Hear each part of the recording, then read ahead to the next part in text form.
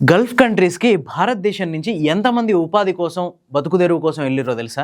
దాదాపు 1,00,00,000 మందికి పైగా ఉన్నారు. చిన్న చితక పనుల నుంచి ఇంజనీర్లు, మేనేజ్మెంట్ జాబుల్లో కీలకమైన పొజిషన్ల వరకు భారతదేశం నుంచి వెళ్ళిన ఎంప్లాయీస్ ఉన్నారు. ఇప్పుడు ఈ యుద్ధ వాతావరణం నేపథ్యంలో వీళ్ళందరి రక్షణ మీద పెద్ద ఆందోళన నెలకొంది. ఒక్క యుఏఈలోనే అంటే యునైటెడ్ అరబ్ ఎమిరేట్స్ లోనే 46 లక్షల మందికి పైగా భారతీయులు ఉపాధి పొందుతున్నారు. ఆ తర్వాత రెండో స్థానంలో సౌదీ అరేబియా ఉంది. ఇక్కడ 28 లక్షల మంది వరకు ఉపాధి పొందుతున్నారు. కువైట్ లో 10.5 లక్షల మంది, ఖతార్ లో 8.5 లక్షల మంది, ఒమన్ లో 6,76,000 మంది, బహ్రెయిన్ లో 3 లక్షల మంది వేరువేరు పనులు చేసుకుంటూ బతుకుదేరు తీసుకుంటారు. ఇంతవరకే కాదు, ఇంకా Iran, Iraq, Yemen, Jordan, Israel, Lebanon ఇట్లా అన్ని దేశాల్లో కలిసి ఇంకొక 1,00,000 మంది వరకు భారతీయులు ఉన్నారు. వేరువేరు పనుల్లో ఉపాధి పొందుతున్నారు. వీళ్ళ మీద చాలా మంది సెటైర్లు వేస్తున్నారు.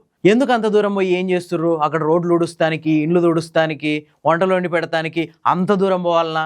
అదేదో భారతదేశంలో నుండి అదో పని ఇదో పని చేసుకొని బతకొచ్చు కదా, ఇప్పుడు అక్కడికి వెళ్ళి మీరు ఏం సాధించిర్రు? ఇట్లాంటి కామెంట్లు వస్తున్నాయి. భయ్యా, ఉపాధి కల్పన అంటే మాటలు కాదు, అది కూడా 1,00,00,000 మందికి. ఇంట్లో సేఫ్గా కూర్చొని మనం 1,00,000 చెప్తాం, కానీ అనుభవించేటోడికి తెలుస్తుంది ఆ బాధ. అందుకే వాళ్ళందరూ సేఫ్గా ఉండాలని చెప్పి కోరుకుందాం, అంతే తప్ప పిచ్చి పిచ్చి కామెంట్లు వద్దు.